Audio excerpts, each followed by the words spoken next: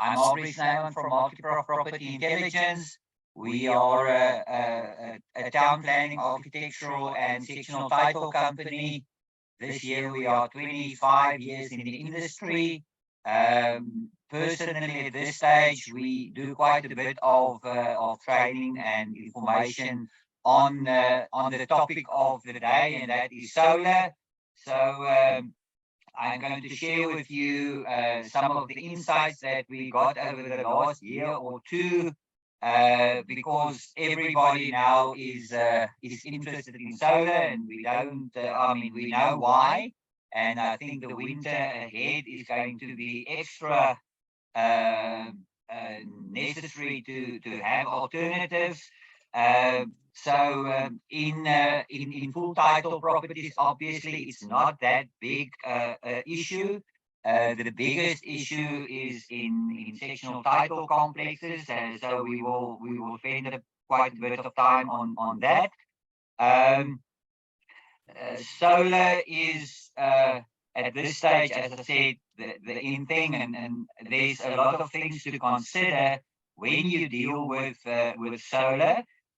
From the property practitioner side, of course, there's also some information that you need to have and that you need to understand and share with your potential buyers, and uh, and also get the information from your sellers.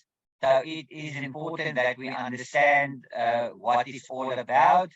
Unfortunately, as with every new thing, there's a lot of fly by night people that's getting involved in the industry, and there's not a day that go by that I don't see a new service provider, and every second person now is a solar installer, and that is a recipe for disaster eventually. And therefore, as property practitioner, I think it is important that you are aware of certain facts around it, and we're going to share as much as we can, trying not to be too technical. I'm not a technical person, so we're also not going to try and complicate it by using the name of each and every law and bylaw that exists, but make it a practical demonstration of what one needs to know about it. Um, I think we are not too big a group. So if there's any questions, you can raise your hand and we can see if we can deal with the question. Otherwise, at the end, we will have time for questions. If we don't get to all the questions, we can answer them in writing and send it out. The presentation, I think, will be made available uh, later on as well. So you will be able to listen to it again or send it on to people that couldn't attend. Um, I think we're just going to give, is Werner almost available, or is he, or shall we start in the meantime? And perhaps I can give a bit more information about what multi-prof property intelligence do.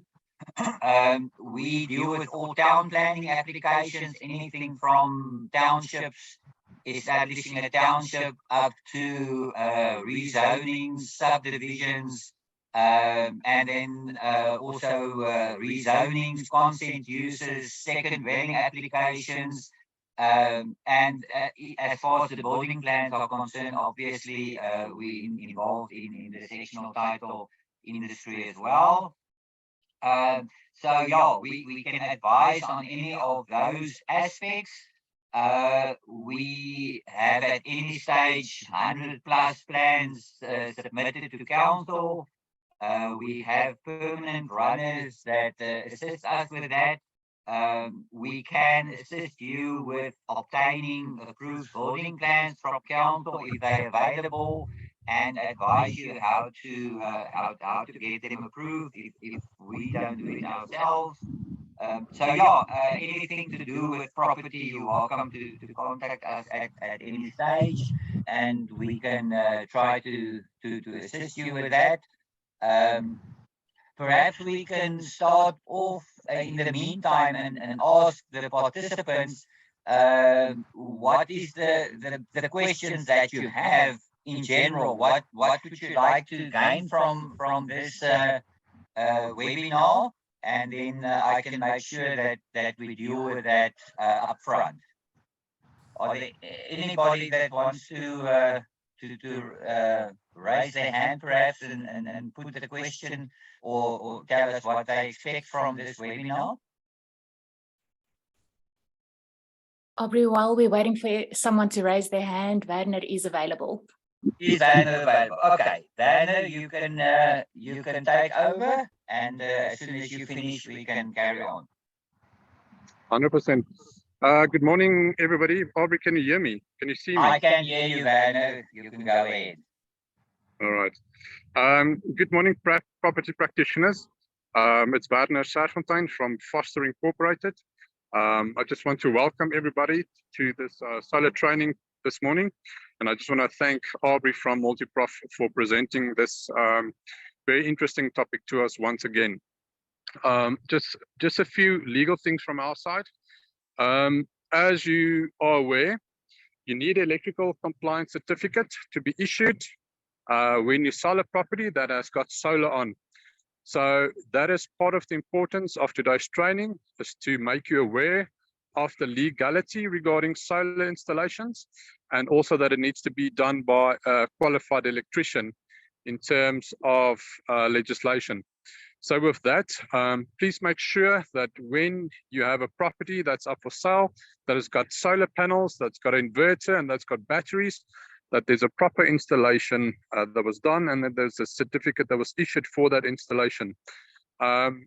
If that certificate is older than 2 years, obviously you need a new certificate to be issued. Also, the person that issues that certificate must be qualified, a qualified solar installer. I'm sure you are aware that batteries are very doesn't sound like it, but batteries are very dangerous. You can definitely shock yourself to death. So if there's a toddler touching the battery poles or some of the wires, it's not earthed. Obviously, the toddler or even a human, an adult person can shock himself to death. So that is the importance of solar panels on the one side. On the other side, please be aware that if you sell a property with solar panels, you need to ascertain if that solar panels, the battery and inverter is going to be stayed or is going to stay, or if the owner is going to take them with, or is it being sold with the property. It's important for you to make sure that that is part of your offer to purchase. It must be clearly stated in an offer to purchase that panels and inverter and batteries are going to be sold with the property. Also remember that it is a fixture, so if it's not implicated in your OTP, it is part of the property, is sold with the property. But it's best to maybe get that in writing as well, because maybe the guy's got 2 batteries. When the new owner comes there, there's only 1 battery left, so make sure about that as well. That is about as much as that from the legal side from our point of view. So make sure that there's a valid COC firstly, and secondly, have it part of your contract, your OTP, that batteries will stay with that property and the inverter and the solar panels. Yes, that is from my side. Good luck with the sales. The market is a little bit down, but we expect it to pick up now again in the coming months. Good luck with the sales. Good luck with all your practice and training. And also remember, we are property attorneys specializing in effective communication, excellent service, and very quick turnaround times. That is all from my side. Enjoy your training, and thank you, Aubrey. Thank you, Werner. Yeah, I see there is some questions. I think we're going to get to them a bit later. Also, of course, I'm not a specialist on all areas as far as I see there was a question on financing and stuff. So I will deal with the questions that I have first-hand knowledge about, and the rest we can refer you to people in the know. So yeah, just bear with us. I would love to know everything, but I don't. So unfortunately not. Okay. Firstly, as I said, it is more focused on the sectional title market, but we're going to discuss it in general. So the first thing we need to look at in sectional title, of course, is that in a complex, there's three types of ownership basically, or three types of areas, and then of course the one that when you sell a unit, you are basically selling the section. That's the inside of the unit. And then with that, there is an undivided share of the common property. So, but the basis of it is the inside of the unit. That is what legally what you're buying. And then, of course, the second would then be the common property. Everything on the outside of the unit is common property, and therefore very important for this specific issue is that the roofs that we are dealing with, where normally panels would be attached to, is not part of the unit. And that's very important to understand, and that's why one needs to also, when you deal with a section like that, confirm how that the panels are linked to the section. Because it's not part of the section, technically it does not belong to the owner. So the way to deal with it would be to register exclusive use areas for the roofs, and while doing that, one can also or should consider registering the garden areas, the courtyards and parking bays that is associated with that section or the unit, to ensure that there's a legal link between those areas and the section. Typically, and we deal with that more in detail when we do only sectional title training, is that you cannot offer a potential buyer anything that is not linked to that unit. So if you don't have documentation proving, for instance, that the garden and the courtyard and the parking bays and carports and stuff is legally linked in a way to the unit, then technically you are misrepresenting the sale if you offer a buyer all of those things. Things like lapas that's been erected next to the unit or in the garden area that people assume is theirs. We speak about de facto exclusive use areas. So most people will believe that they bought the garden as well. There's a wall around it.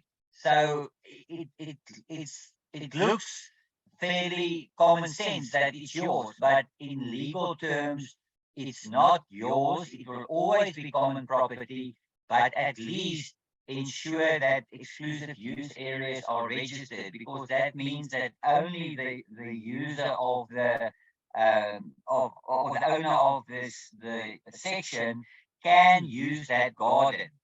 Otherwise, anybody have access to it.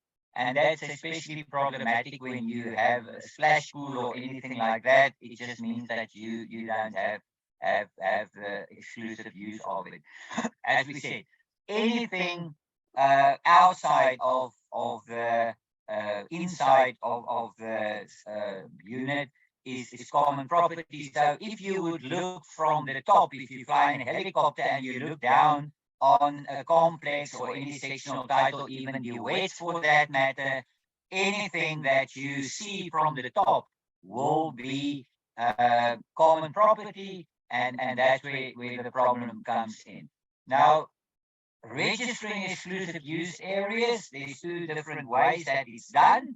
The first is if a land surveyor survey the exclusive use. So in the case of solar, they will have to survey the exact position with coordinates of the roof area that's allocated, and then that will become part of the sectional title plan. So if you sell a property, you need to have a copy of the sectional title plans. If it's not indicated that there's exclusive use areas on the exclusive use area plan, on the sectional title plan, then the chances that it exists is fairly slim. In a complex, there's the additional option to register exclusive use areas in the rules, and for that purpose, it is important then to change the rules. We submit a plan, we prepare most of those plans, and it goes with the rules, and certain rules are implicated for that. It's important to note there as well that when that is done, if you're involved in the sectional title complex, that the areas that is allocated, and that would technically or typically be done, and should be done by the participation quota. So bigger units will have bigger areas that they can use. We sit with the problem that often roof space is limited, and you need to treat all owners equally. So you can't allow one person to put up 16 panels using the roof of other owners as well. And when they want to put solar, there's no more solar ready zones. And when we talk about solar ready, it means that certain areas of roofs are more effective for solar, and normally that would be the northern side, because in the southern hemisphere the sun is on the northern side. So the efficiency of panels on the northern side is much more than on the southern side. In the southern side, it's not really worthwhile putting up panels, because the amount of direct sun that you get is limited, and therefore one needs to first establish which area of the roof is suitable for the solar panels. And something to consider there as well that is often overlooked is the positioning of trees, because there's no use you have a north-facing roof, but you have huge trees that prevent the sun from reaching those panels, because they will also not be effective at all. There's obviously a process to be followed by owners that wants to install solar. And as we said in the beginning, the most important thing to be aware of is that the roof doesn't belong to the owner. So he can't just go ahead and say, I'm now going to put solar on my roof, because in sectional title you don't have a roof. The body corporate have a roof, or all the owners together have the roofs, and therefore the roofs, the maintenance of the roofs and things is for the body corporate, and it creates huge problems if people assume that they can just go ahead and when the body corporate notices there's somebody on the roof putting on panels. So application needs to be made by the owner to the body corporate, the trustees, and it must indicate things like the components. They must show what the aesthetic implications would be, and one would preferably always want the roofs to look similar. So the body corporate must decide on what look they want for their complex, and ensure that once all the panels are installed, it looks aesthetically similar. Of course, the insurance replacement value is important, and the most important, I think, to start off with is to ensure that the roof structure is capable of carrying these panels. It's important as well then, and mostly engineer certificate will be required to ensure that the weight when it is installed is not going to negatively affect the structures or the waterproofing or the fire integrity of the unit or the complex. So there must also, of course, be rules attached to it, whereby issues like maintenance, repairs, replacement is dealt with. Typically, it's easier, or the way to go is to register the exclusive use areas, and in those areas and in the rules, you will deal with those responsibilities. It's not ideal to allow every week somebody else on the roof to either install or later on to maintain them. Those panels need to be cleaned on a regular basis, and therefore the rules that goes with it is important. One also needs to deal with what Werner referred to. Once people sell, people don't understand that that's now an attachment, and that technically it's part of the roof. And in complexes especially, it's not advisable to make it possible for people to remove those installations again.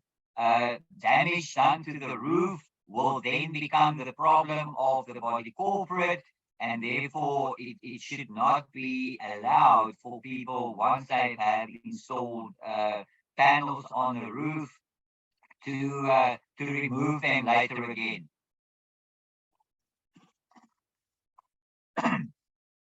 Owners must be responsible for any damages, of course, and the body corporate must inspect the areas, the roof, on a regular basis to ensure that it is in good state.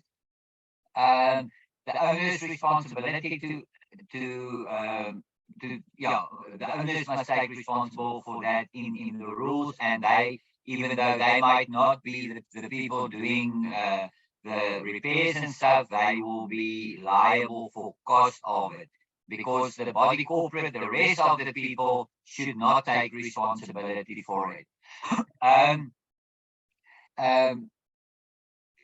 There we have on the screen, we have the reference to the Act, whereby the exclusive use areas can be registered. And let's just have a look on, okay.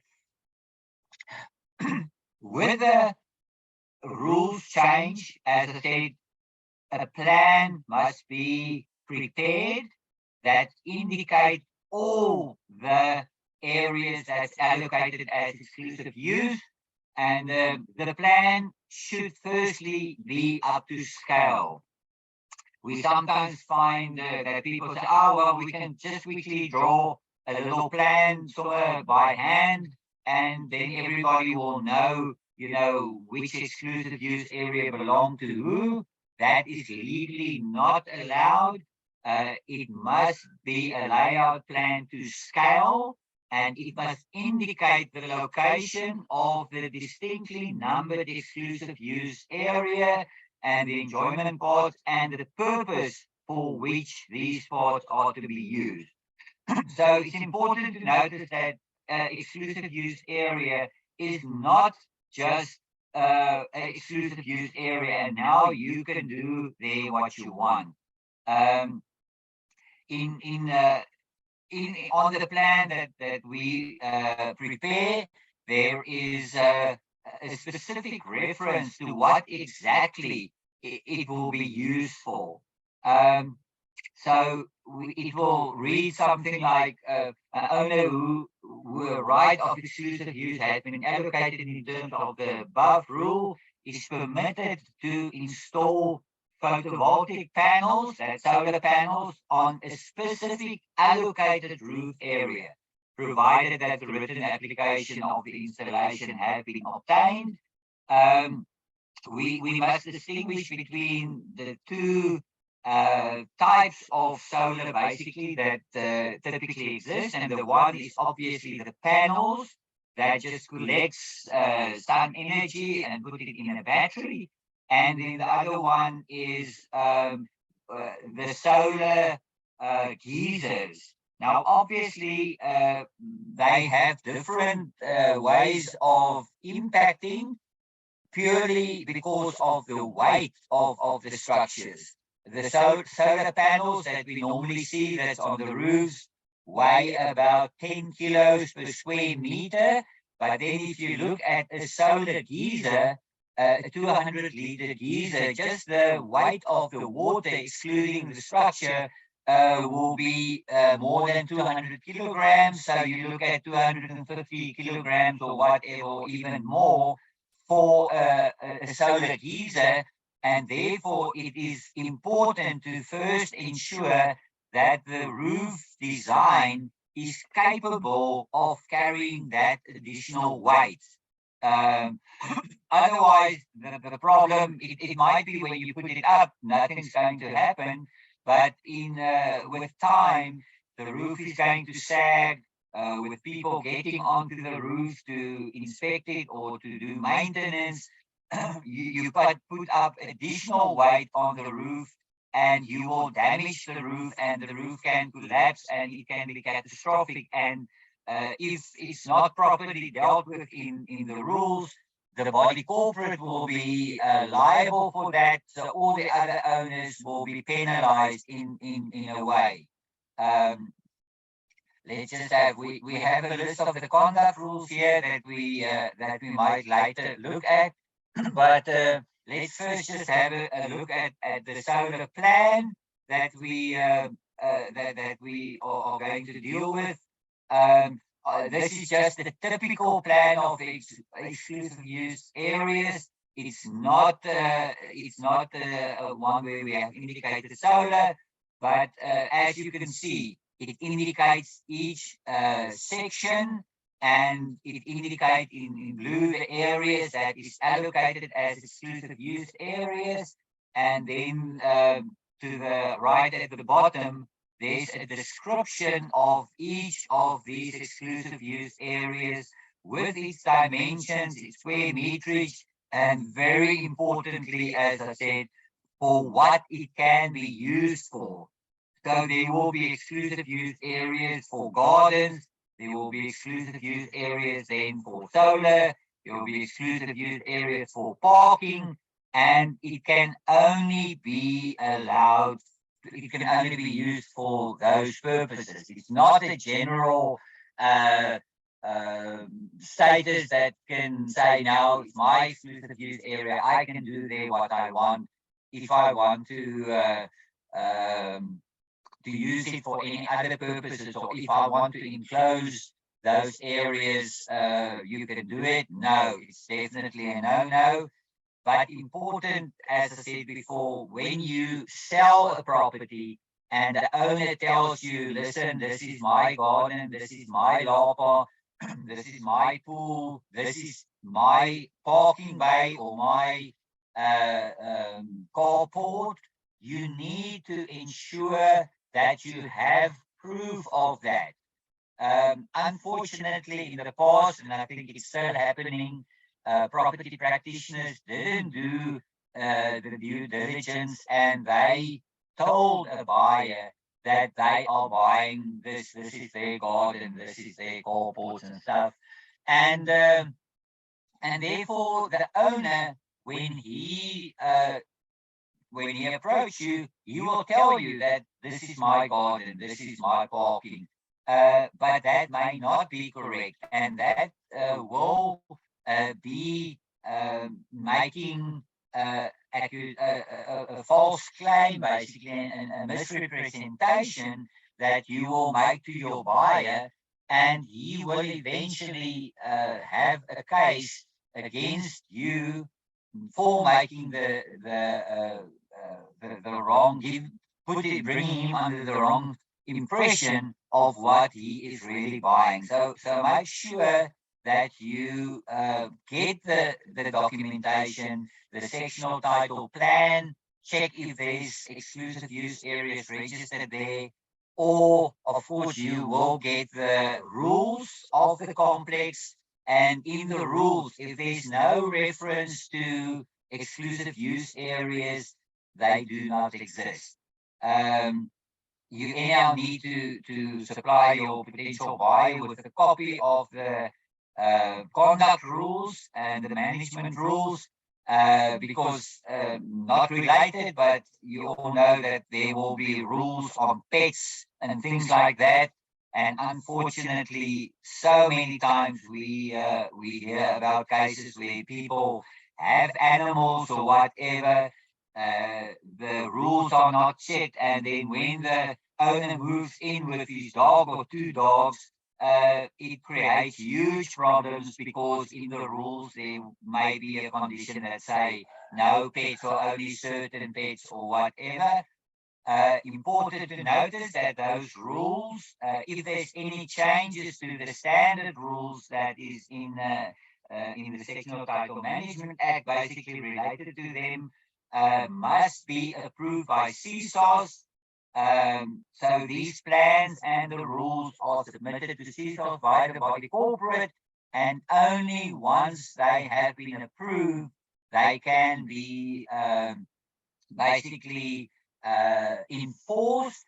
So again, if a body corporate tells you, listen, you are allowed to put up, or you're not allowed to put up, or whatever, solar or anything else, you need to go to the rules and ensure that that there's no that it is dealt with in the approved rules.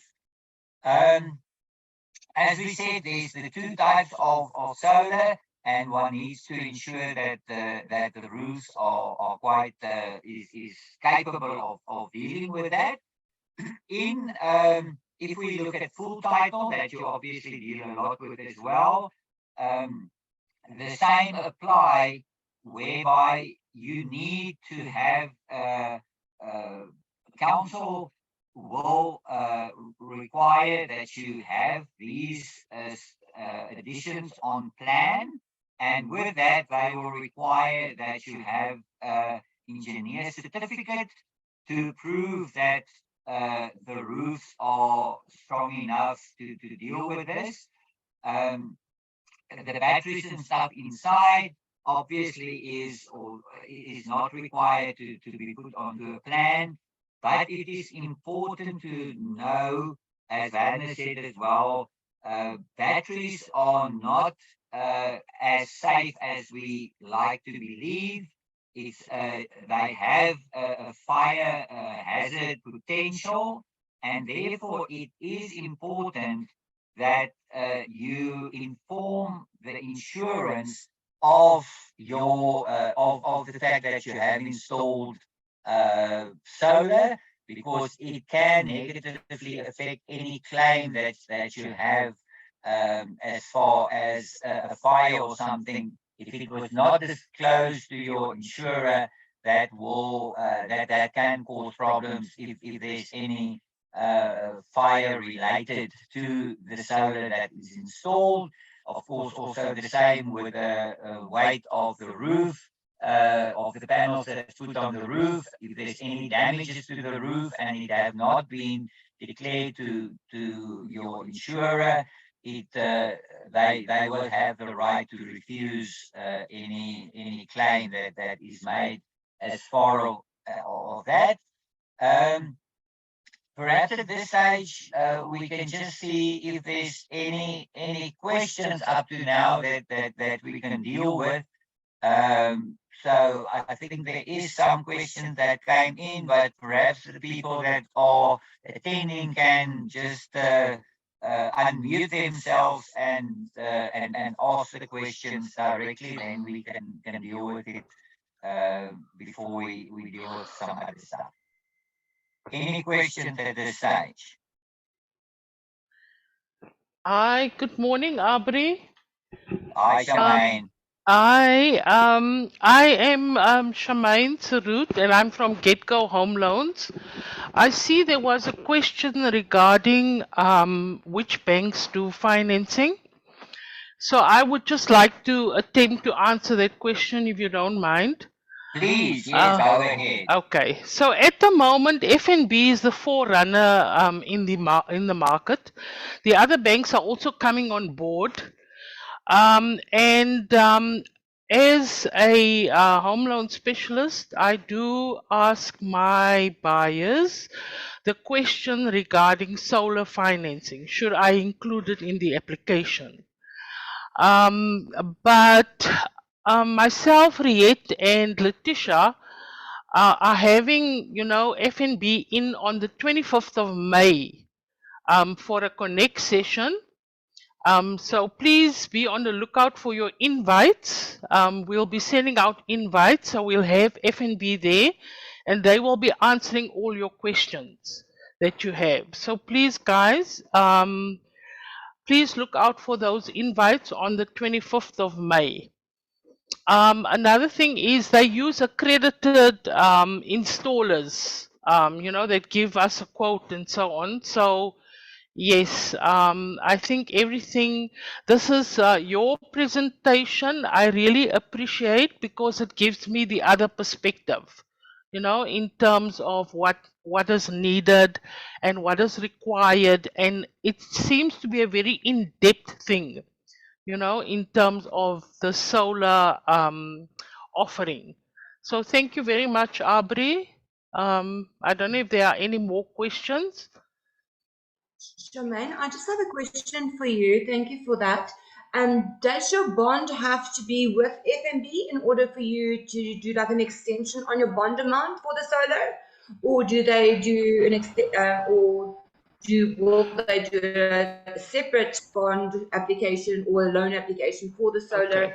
if you do not have your bond with them? Well, with FNB, I normally do the bond application if it's a new bond application. The solar portion will become part of it, okay? But the client can also do a further bond, on his property that will allow him to do the solar installation. How would Does that that affect your answer? monthly payments? Yes, thank you so much. How have you found, has this affected the monthly repayments? Has it been quite a big leap? Or No, not really, not really, not really. But like I said, we'll have FNB in on the 25th of May, and I'm sure they'll be able to answer all your questions regarding the solar offering that they have. thank you. Thank you very much, Charmaine. I think it's important information to have, and we will make sure that we join your presentation then of FNB. We like to know as much as possible about it. Any other questions at this stage? Hi, Aubrey, Michelle, Property 100. How are you? I am well, thank you. Nice to have you here as well with us. Thanks. It's lovely to be here. Will solar panels have to be, or would building plans have to be updated to indicate solar panels? Yes, the answer is yes. Council, it is in the in council regulations that they want plans for it. In reality, and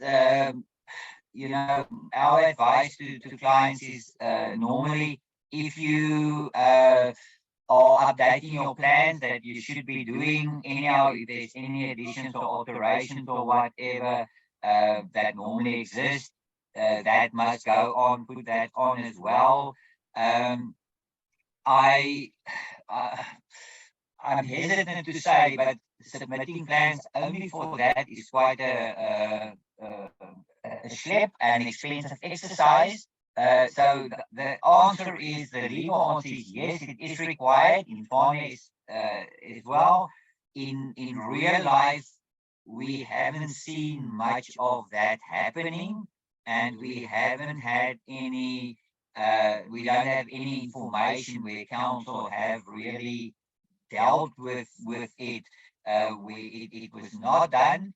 So the legal answer is yes.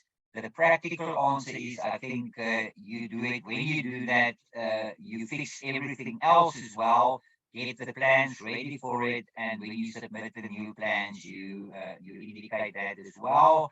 And that then obviously needs to go with all the certificates and things. Does that Thank you. answer your question? Yes, it does. Thank you very much. Okay. Any other questions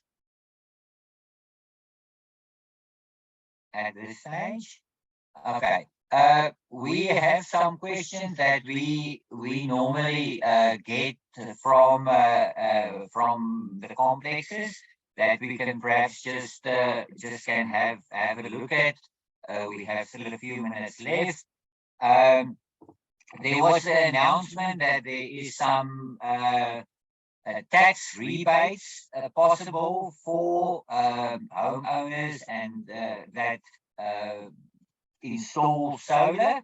I'm not an expert on that, but I think it's like 15% of whatever of the cost that you can claim at the end of the financial year. That is unfortunately not applicable to body corporate, so it's only at this stage available for private individuals. I have seen articles that they are looking at including body corporates into that, but as far as I know up to now, there have been no announcement that a body corporate can have that same benefit. Now, we can also just look at the options that there is in a complex. We have discussed the first option where each owner is given exclusive use area registered, and then each owner can install his own panels and his own batteries and stuff inside. There's also the other option that in some cases is recommended, whereby the body corporate will install all the panels on the roofs. That means you don't need to register exclusive use areas because these panels will belong or will be leased by the body corporate. And then, of course, the body corporate can, going through all the processes of meetings and getting support for it from the owners, install panels on the common property, the roofs, even the roofs of carports, even in garden areas. In the case where it's common property, of course, the body corporate can use it, going through all the legal processes. And then all the panels will be on common property, and the owners will get permission to link to those panels, again, according to their participation quota or however it was decided by the owners. And that makes it in a way easier because you don't need exclusive use areas then to be registered. And the power generated by all the solar panels can then be shared by the owners in the complex. Of course, that would mean that typically the body corporate will have to get a loan to install all of these because solar is not cheap. But yeah, that is one way of looking at it. And if not done that way, of course, it needs to be included in a 10-year plan. But at this stage, the problem is that the urgency with which it's required makes that more complicated. And that's why we see often that owners just go ahead and do it, and that will create havoc in the future purely because of rules not being in place, damage done to the roofs that need to be repaired by the body corporate. people removing panels when they leave, especially tenants that is renting that put up these panels. They will definitely not understand that they are not allowed to remove them when they leave. And therefore, as Werner said, it's very important to make sure that the buyer and the seller is on the same page as far as the solar installation is concerned. Because technically removing it is, especially the panels, can have huge implications for the for the complex. We have discussed it. There is instances where it is the best way to go for the body corporate to do it, and especially in sectional title complexes that is multi-story. You can imagine that even if you look at a double-story building with a unit at the bottom and a unit at the top, if the owner of the unit on top install solar on the roof and you use all the roof area, where do you go when the owner at the bottom that have the same legal rights and the same access to he should be able to participate in all the common property according to his participation quota? Where will he be able to put up his solar panels? So that's why in cases like that, we need to do the calculations of the roof area, and we need to advise the body corporate how these roofs can be shared. And it might mean that you can't put up as many panels as you want. Interesting and important to note as well that solar in general, the purpose of it would be to give you access to the minimum amount of electricity to run basic stuff.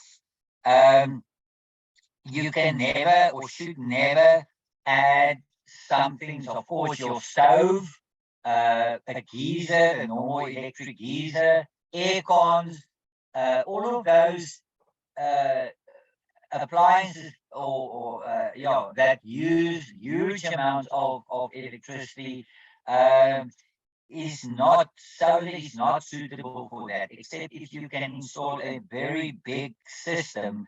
And again, with a limited roof space, eventually one must understand that the purpose of that would be to run your internet, some lights, your fridge perhaps, and for that typically you might get away with about 8 panels, something like that.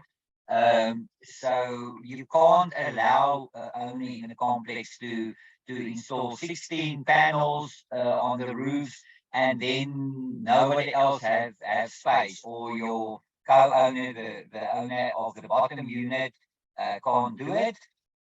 And of course, in multi-story buildings, that is almost impossible. If you have an 8 or 10-story building, you have limited roof space, and what is advised then is that the body corporate installs solar, but for the purpose of supplying the common property with, for instance, lights. If you have a 10-story building and you have load shedding, all the stairs will be pitch dark, and that will create a risk for owners. And there is a debate going on at this stage if, for instance, the body corporate do not install solar lights, for instance, at least on the steps.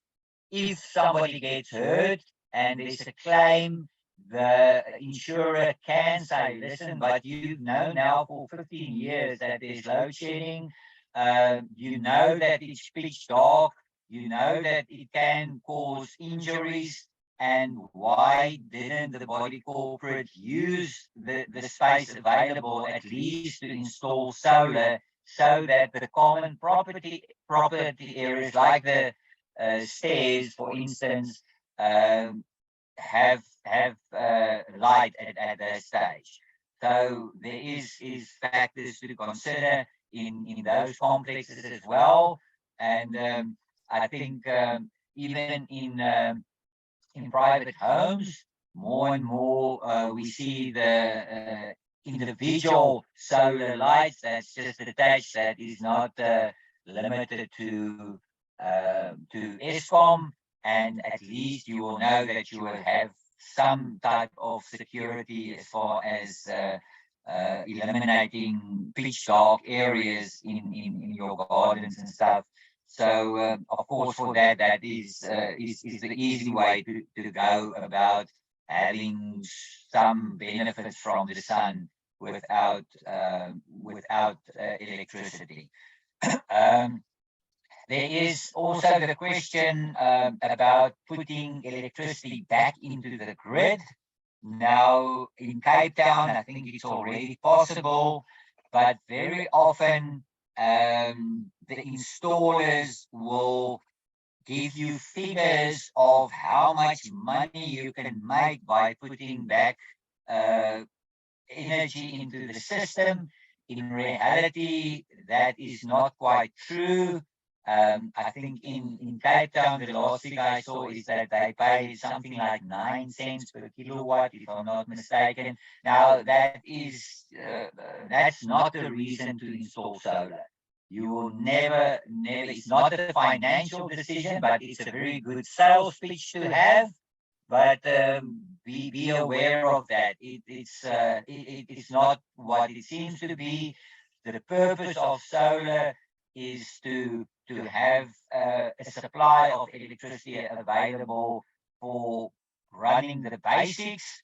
And it's not a money making. It will never be a money making business. So be careful not to fall for the sales pitch that it's going to, you're going to make money by selling electricity back to the council. That is often not allowed yet, and technically difficult, and definitely not what is sold outside in the market on a regular basis. Okay, this is more for yeah, as I said, we have discussed when a unit is sold, it becomes part, the panels become part of the building, and therefore you can't you can't just remove it and make sure. We have discussed the multi-purpose. Okay. As I said, you need you technically need building plans for it.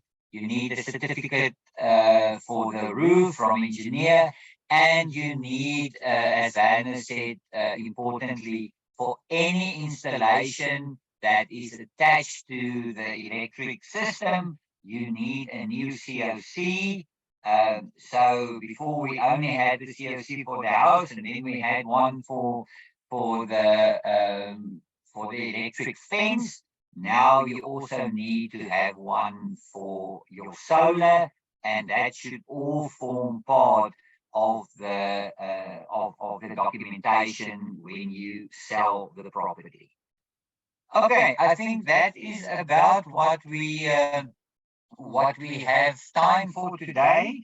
Again, if there's any questions at this stage, you're welcome to ask them. Or if there's anything you want more clarity on that I may be able to assist, now is the time. May I just double check? So the COC, the normal electricity, does not cover automatically the solar. It is, but in other words, a third COC that's required now. It is separate, yes. Okay, thank you. Any other questions? Daniel, I don't know if you're still with us, if you want to add anything, or anybody from Vorster.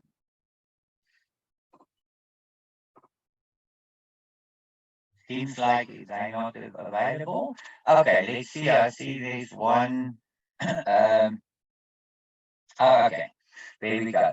Okay, thank you. I think that's what we have time for today. I hope you found it informative, and we will send you a mail as well. You have our information. So if there's any questions, if you have any, if you need anything as far as any building plans are concerned, or any town planning questions, you are also welcome to contact us, and we will try our best to assist you. And we understand the complexities of your industry, so we gladly assist where we can. And thank you for attending. Thank you. Yeah.